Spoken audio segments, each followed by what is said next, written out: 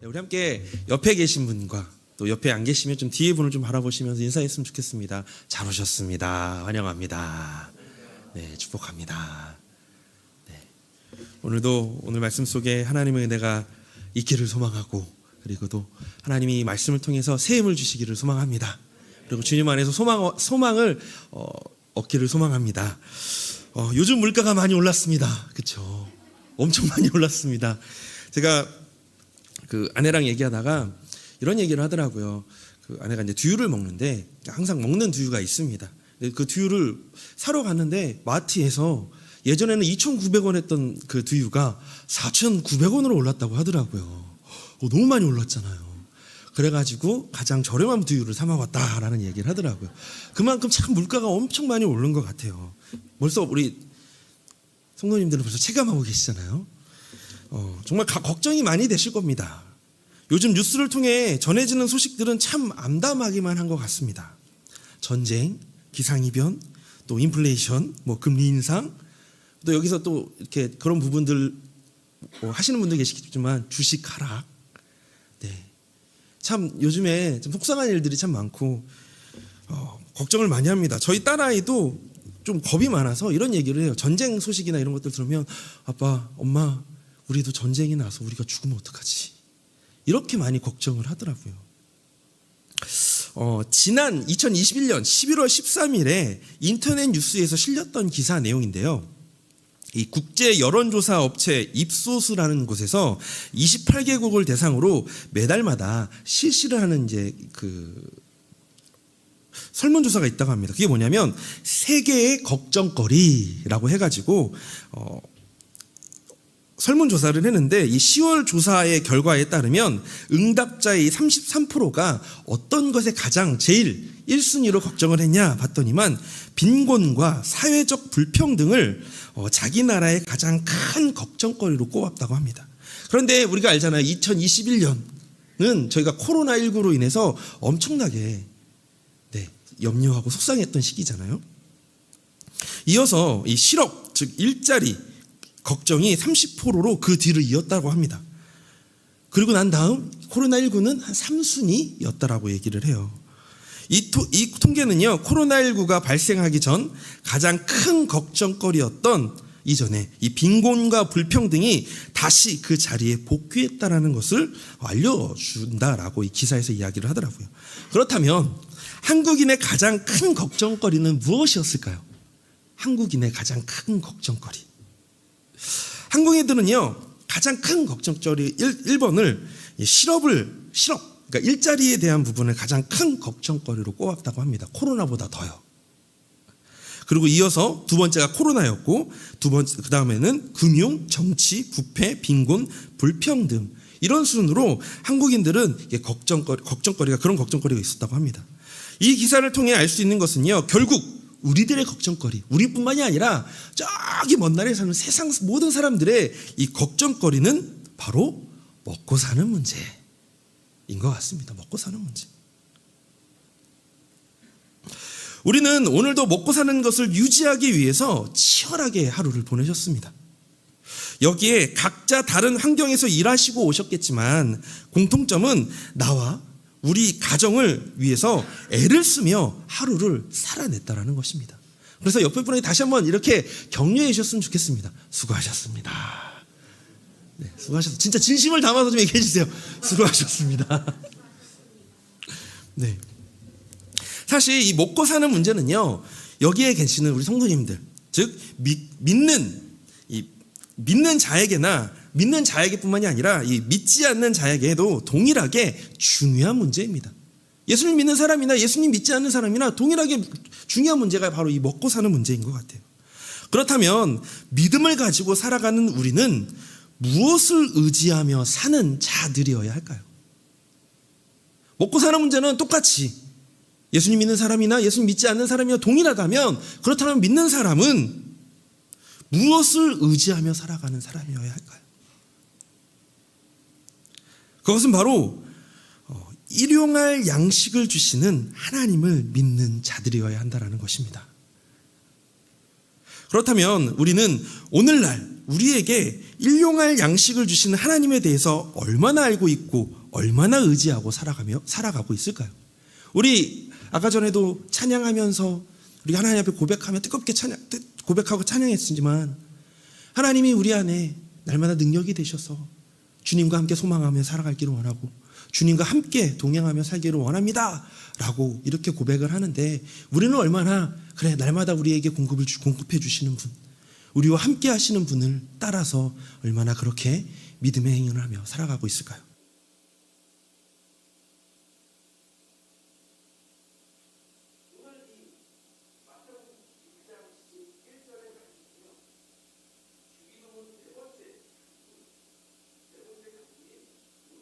우리에게 일용할 양식을 주시옵고 라는 말씀이에요. 이 말씀을 통해서 우리에게 일용할 양식을 주시는 하나님이 어떤 분이신지를 함께 살펴보기를 원합니다. 그래서 우리의 삶에서 일용할 양식을 주시는 하나님을 의지하며 살아가기로 결단하고 기도하는 시간이 되었으면 좋겠습니다. 우리 본문 이 마태복음 6장 11절은 아까 말씀드렸지만 주기도문의 네 번째 강구입니다.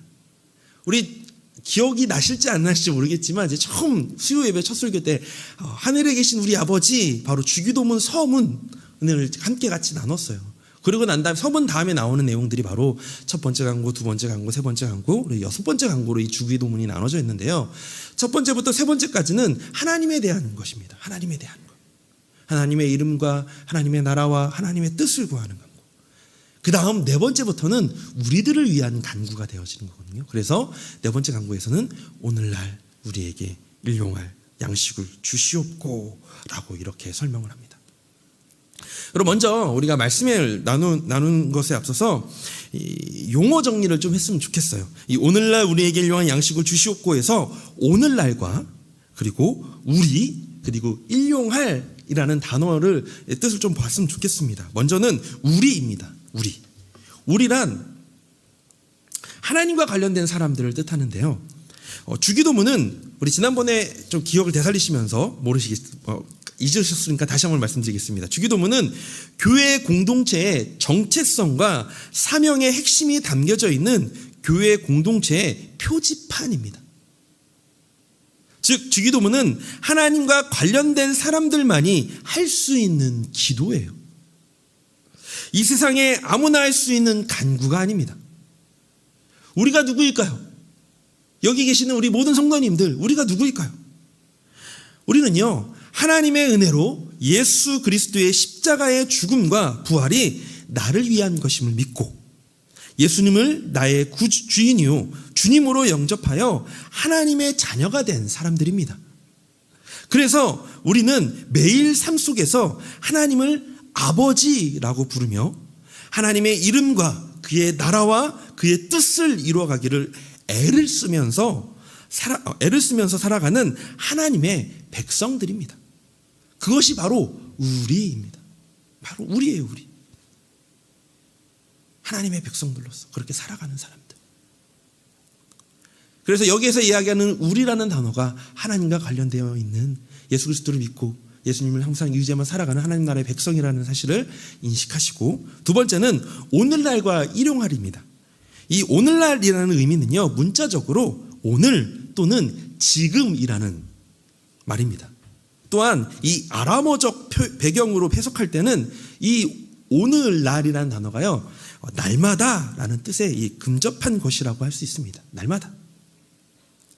또한 이 일용할이라는 이 헬라어의 뜻은요, 생존을 위한, 즉 필요한이라는 의미를 가지고 있습니다. 종합하자면 이것은 날마다 필요한 양식을 하나님의 자녀들에게 주세요라는 뜻이에요. 하나님 날마다 우리에게 필요한 양식을 주세요. 그렇다면 날마다 필요한 양식을 주시는 하나님은 어떤 분이실까요? 첫 번째로 이 날마다 필요한 양식을 주시는 하나님은요, 우리를 보존해 주시는 분이십니다. 우리를 보존해 주시는 분. 이 일용할 양식을 주시옵고의 기본적인 의미는 일상의 삶에서 우리를 보존해 달라는 간구의 기도입니다. 이것은 우리의 존재가 중요하기 때문이 아니라 주님께서 우리를 보존해 주셔야 하지만 우리들이 하나님의 뜻을 행하고 하나님의 백성다운 삶을 살 수 있기에 주님께서 보존해 주셔야 한다는 것입니다. 우리가 하나님이 주시는 그 사명을 하나님의 자녀로서 우리가 그렇게 살아가려면 하나님 우리에게 필요한 것들을 우리를 보존해 주셔야 돼요 라는 그런 강구라는 것이죠. 즉 하나님께서 우리의 삶에 맡겨주신 사명을 제대로 감당하기 위해서는 우리를 보호해 주셔야 되고 보존해 주셔야 해요 라는 그런 의미입니다. 야곱의 이야기 다 아시죠? 야곱과 에서 이 파축 사건을 다 아실 겁니다. 이 야곱이 아버지 이삭을 속이고 형이 받을 축복을 가로채자 형 에서는 어떻게 했죠? 야곱을 죽이려고 했습니다. 야곱은 형의 분노가 풀리기를 바라며 외삼촌의 집으로 도망가게 되어지는데요. 이삭은 야곱에게 이제 집을 떠나기에 앞서서 야곱에게 이렇게 기도해 주었습니다. 창세기 28장 3절에서 4절의 말씀인데요. 한번 볼까요? 전능하신 하나님이 내게 복을 주시어 내가 생육하고 번성하게 하여 내가 여러 족속을 이루게 하시고 아브라함에게 허락하신 복을 내게 주시되 너와 함께 내 자손에게도 주사 하나님이 아브라함에게 주신 땅을 곧 내 거류하는 땅을 내가 차지하게 하시기를 원하노라. 이렇게 기도해주며 야곱을 보냅니다. 야곱은 외삼촌이 거주하던 하란으로 가는 도중에 길에서 잠을 자다가 꿈을 꾸게 되는데요. 그 꿈에서 하나님은 꼭대기가 하늘에 닿는 사닥다기 위에서 다음과 같이 이렇게 야곱에게 꿈속에서 말씀하셨습니다. 창세기 28장 13절에서 14절의 말씀입니다. 이 말씀을 함께 같이 읽어보도록 하겠습니다. 또 본즉 여호와께서 그 위에 서서 이르시되 나는 여호와니 너의 조부 아브라함의 하나님이요 이삭의 하나님이라. 내가 누워있는 땅을 내가 너와 내 자손에게 주리니 내 자손이 땅의 티끌같이 되어 내가 서쪽과 동쪽과 북쪽과 남쪽으로 퍼져가 나갈지며 땅의 모든 족속이 너와 내 자손으로 말미암아 복을 받으리라. 내가 너와 함께 있어 까지가 안 나오나요? 네, 제가 다음까지 읽어보겠습니다. 내가 너와 함께 있어 내가 어디로 가든지 15절까지입니다. 가든지 너를 지키며 너를 이끌어 이 땅으로 돌아오게 할지라. 내가 내게 허락한 것을 다 이루기까지 내가 너를 허락하는 것을 다 이루기까지 너를 떠나지 아니하리라 하신지라. 이 꿈속에서 깬 야곱은요, 하나님이 나와 함께 계셔서 내가 가는 이 길에서 나를 지키시고 먹을 떡과 입을 옷을 주시어 내가 평안히 아버지 집으로 돌아가게 하시오면 여호와께서 나의 하나님이 되실 것입니다 라고 이렇게 말씀합니다. 고백합니다. 야곱의 이 고백은 아버지 이삭이 그에게 축복 기도해 준 내용과 꿈에서 하나님이 말씀하신 내용을 반영한 것입니다. 이삭과 야곱은 자신들의 부족함에도 불구하고 하나님이 아브라함에게 말씀하신 내용을 이루시기까지 그들을 떠나지 않을 것을 믿었습니다. 하나님은 아브라함과 이삭과 야곱에게 말씀하신 것을 끝내 이루시는 분이셨습니다. 이 일을 이루시기 위해서 야곱의 삶 가운데 역사하셨고 그의 삶을 보존하셨습니다. 하나님이 그가 허락하신 아까 15절에 나오지만 너를 이끌어 내가 내게 허락한 것을 다 이루기까지 하나님과 그렇게 함께 하셨다는 거, 하나님이 그렇게 그를 보존하셨다는 거. 오늘날은 우리 스스로의 노력의 결과로 먹고 사는 것이라고 생각합니다. 그러나 하나님의 자녀들은요, 하나님께서 우리를 그리스도의 제자로 세우시고 그 뜻을 이뤄가는 과정 중에 있음을 잊지 말아야 합니다. 그러면서 날마다 하나님 일용할 양식을 주세요 라고 기도하며 하나님께서 필요를 채우심에 의지해야 합니다. 하나님께서 우리에게 필요를 채우실 것을 의지해야 합니다. 또한 하나님께서 일용할 양식을 주시면 그것에 대해 진심으로 감사하며 그것에 의해 힘을 얻어 하나님의 뜻에 따라 살아야 합니다. 제가 이사를 앞두고 있어요. 이제 이사를 앞두고 있는데 다음 달이면 이제 이사를 하게 됩니다. 교회 근처로 이사를 하게 되는데 이사를 할 때마다 제가 이제 결혼을 하고 이제 10년 차거든요. 10년 차인데 이사를 이번이 한 5번째가 4번째인 것 같아요. 네. 이렇게 하게 됐는데, 이사를 할 때마다 지난 시절 살았던 집들을 떠올리게 됩니다. 제일 처음 신혼집이 반지하에서 시작을 했어요. 저희가 반지하에서 딱 시작을 했는데, 그때부터 그때 살았던 집 상황, 있었던 일들, 힘들었던 순간, 그리고 기뻤던 순간, 그리고 고뇌에 빠졌던 순간, 또 그 시간들을 이겨냈던 순간들. 그런데 새로운 집으로 이사를 하고 잠자리에 들 때 되면 흘러 이곳까지 왔구나 하는 생각이 들고, 또 이렇게 하나님의 인도하심이 있었네 라는 고백을 하게 됐던 것 같습니다. 아마도 이번에 또 이사를 하고 이제 그날 저녁에 집에 딱 누워서 같이 그러니까 눈을 딱 누웠을 때 아마 또 이런 고백을 하게 될 것 같아요. 흘러 또 이 분당이라는 곳에 오게 됐네. 흘러 또 하나님의 인도하심 따라 이 분당 다음교회에 오게 되었네. 그런데 참 신기한 게요, 참 저한테 물음표가 되는 게 이런 것들이 있습니다. 그런데 무엇 때문에 나를 이렇게까지 인도하셨을까? 무엇 때문에 하나님께서 이렇게 하나님의 그 철저한 계획 속에서 나를 인도하셨을까? 내가 무엇이라고? 하나님 나에게 이만큼 이렇게까지 나에게 허락하셨고 누릴 수 있었고, 많은 좋은 사람들을 만나게 하셨고, 좋은 교회를 만나게 하셨고, 나를 또 하나씩 성장시켜 주셨는데 내가 뭐라고 하나님께서 이렇게 나에게 이렇게 좋은 것들을 허락하셨을까?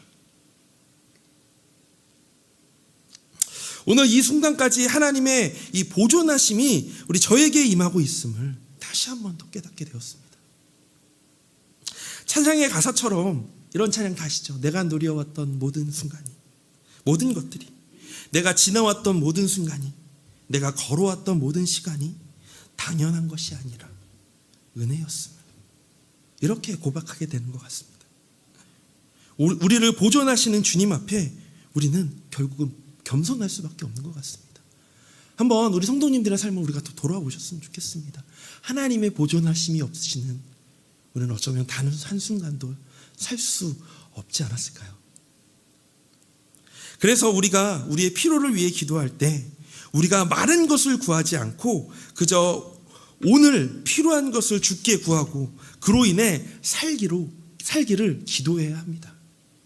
또한 우리의 필요를 위해 기도할 때 공동체적인 기도임을 우리는 또 기억해야 하며, 나에게 필요한 것만을 구하는 것이 아니라 우리들의 양식을 구하는 것임을 기억하고 우리의 것들을 이웃과 함께 나누도록 되어 있음을 생각하면서 기도해야 합니다. 하나님, 저에게 주시는 것이요, 결국 나를 위한 것, 내가 풍성하게 되어지는 것, 우리 가정이 편히 사는 것만이 아니라 하나님, 이것을 통해서, 나에게 주신 것을 통해서 함께 다른 친구들, 다른 분들에게 흘려보내는 하나님, 그런 일들이 저에게 있었으면 좋겠습니다.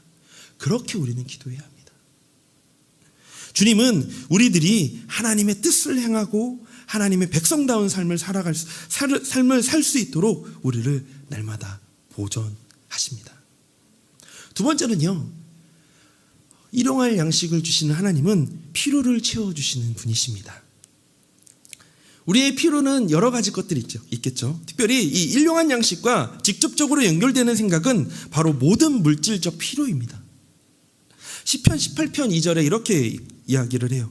여호와는 나의 반석이시요 나의 요새시요 나를 건지시는 이시요 나의 하나님이시요 내가 그 안에 피할 나의 바위시요 나의 방패시요 나의 구원의 뿌리시요 나의 산성이시로다. 이 구약의 많은 성도들이 하나님을 나의 방패, 나의 요새, 피할 나의 바위 등으로 표현했습니다. 이는 그저 방패와 보호자라는 의미 이상으로 하나님께서 필요한 모든 것을 공급하심을 의미하는 것이에요. 그의 양식은 공급되고 그의 물은 끊어지지 아니하리라 라고 이야기하는 이사야서 33장 16절에 이렇게 하나님 말씀하신, 이게 고백하고 있는데요. 이것은 단순히 양식과 물만이 아니라 우리의 생존에 필요한 모든 것을 공급하신다라는 의미입니다. 그러므로 우리가 물질적인 필요에 대해 기도할 때 이 물질적인 모든 부분도 하나님의 백성들은 하나님께 의지할 수밖에 없는 존재라는 것을 인정하시면서 기도해야 합니다. 또한 하나님께서 돌보시지 않으시면 도무지 살아갈 수 없다고 인정하며 하나님께 모든 것을 공급하시고 인도해 주시기를 소망하며 기도해야 합니다. 이 피로를 채워주시는 하나님은요, 물질적인 피로뿐만이 아니라 영적인 피로도 채워주시는 분이십니다. 마태복음 4장 4절 우리 함께 같이 읽어보겠습니다. 사람이 떡으로만 살 것이 아니요 하나님의 입으로부터 나오는 말씀으로 살 것이라. 네. 마가복음인 것 같습니다. 제가 잘못 썼네요. 네. 이런 말씀을 다 알고 계시죠? 이것은 사람이 하나님의 모든 말씀을 필요로 하는 존재라는 것을 의미합니다. 사람에겐 오직 하나님으로만 채울 수 있는 영적인 필요가 있습니다. 기본적으로 사람에게 영적인 필요가 있다는 것을 인정해야 합니다.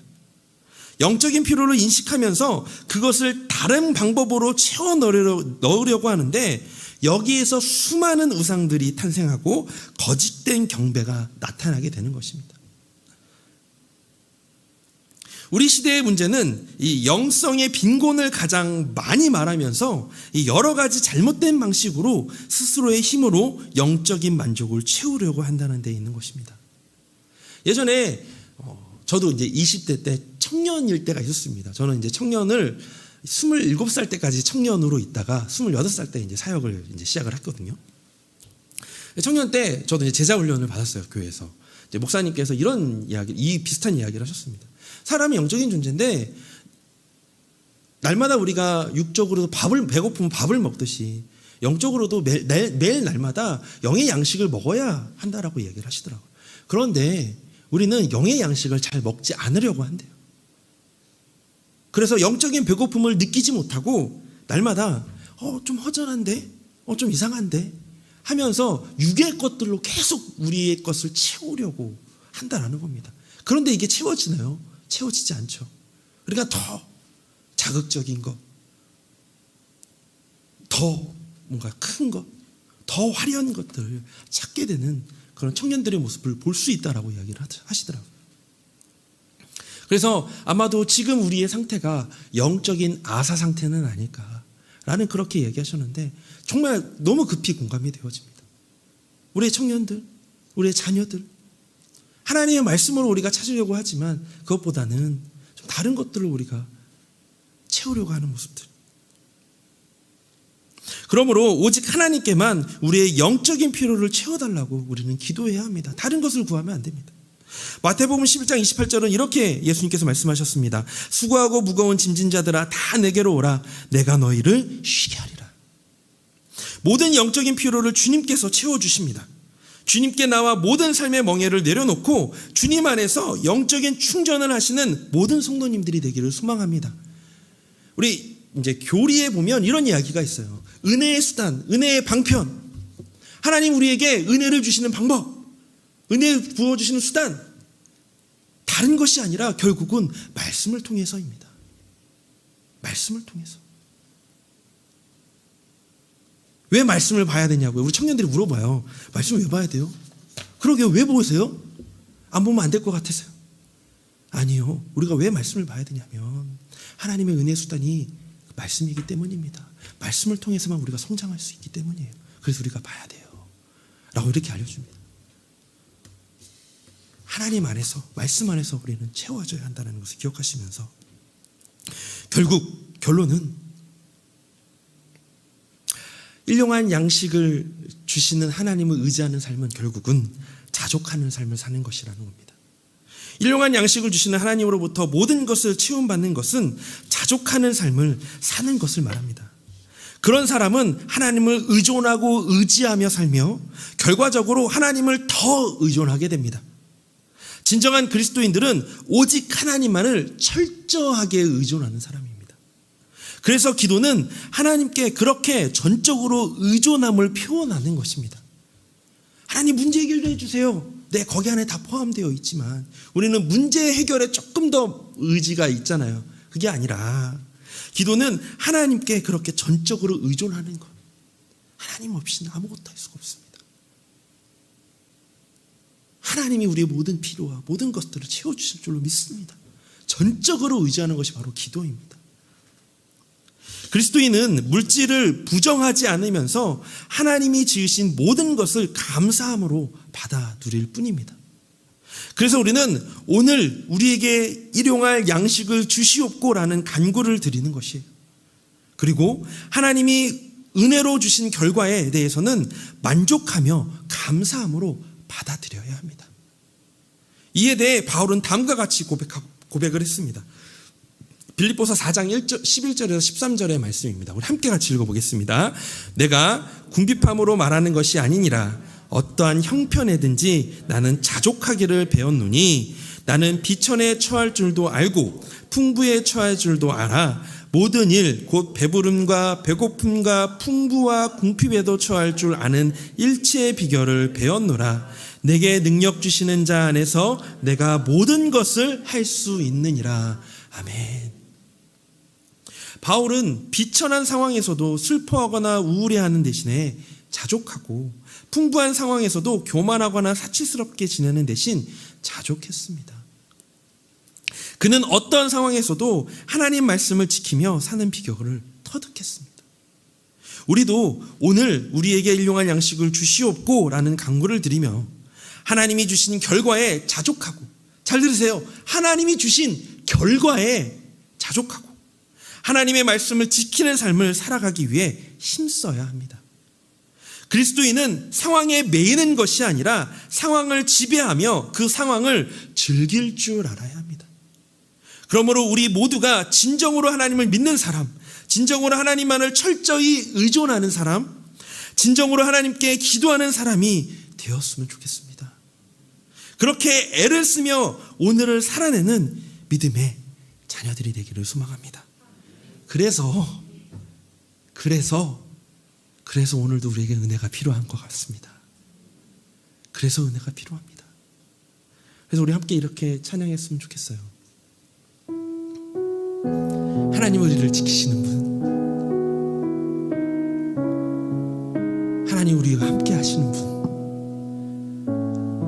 우리의 필요를 하시고 우리에게 날마다 채워주시는 분. 그래서 지금은 나의 상황이 너무나도 속상하고 어떻게 해야 될지 모르는 상황일지라도 눈을 들어 하나님을 바라보며 하나님이 우리를 이끄실 것들, 하나님의 때에 하나님의 방법으로 가장 완벽하게 그렇게 이끄실 것을 기대하시면서 하나님을 의지하며 오늘도 하나님 그래서 은혜가 필요합니다. 그래서 오늘도 하나님의 은혜가 필요합니다라고 고백하며 하나님을 의지하며 살아가는 우리가 되었으면 좋겠습니다. 그런 마음으로 이 시간 함께 같이 찬양할게요.